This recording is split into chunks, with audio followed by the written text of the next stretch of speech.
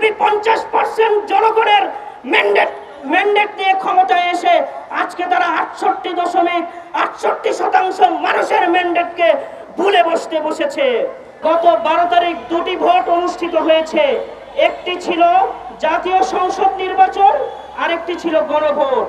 জাতীয় সংসদ নির্বাচনে বাংলাদেশ জাতীয়তাবাদী দল বিএনপি 290টি আসনে 3,74,65,038 ভোট পেয়েছে, যা কাস্টিং ভোটের 49.97%।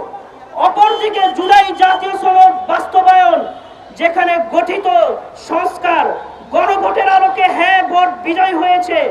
সংস্কারের পক্ষে দেশের জনতা ভোট দিয়েছে 4,80,74,438, যা কাস্টিং ভোটের 68.6%।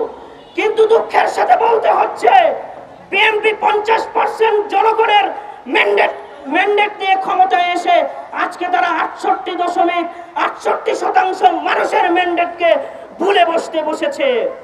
প্রিয় ভাইয়েরা, আল্লাহ তাআলা কোরআনে ইরশাদ করেছেন, ইন্নাল্লাহা ইয়া'মুরুকুম আন তু'আদ্দুল আমানাতি ইলা আহলিহা, অর্থাৎ আল্লাহ তাআলা নির্দেশ দিচ্ছেন তোমরা আমানতকে তার যথাযথ প্রাপকের কাছে পৌঁছে দাও। গণভোটের ফলাফল এটি একটি জাতীয় আমানত। গণভোটের ফলাফলকে অগ্রাহ্য করা জাতীয় আমানতের সাথে খেয়ানতদারি করা।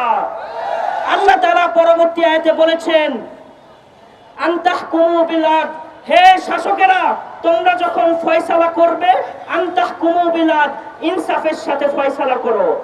গণভোটের জনরায় অনুযায়ী ফয়সালা করা আজকে রাষ্ট্রের দায়িত্ব। যদি রাষ্ট্র আজকে গণভোটের জনরায় অনুযায়ী সংবিধান সংস্কার না করে, তাহলে তারা জুলুমবাজ শাসকে পরিণত হবে।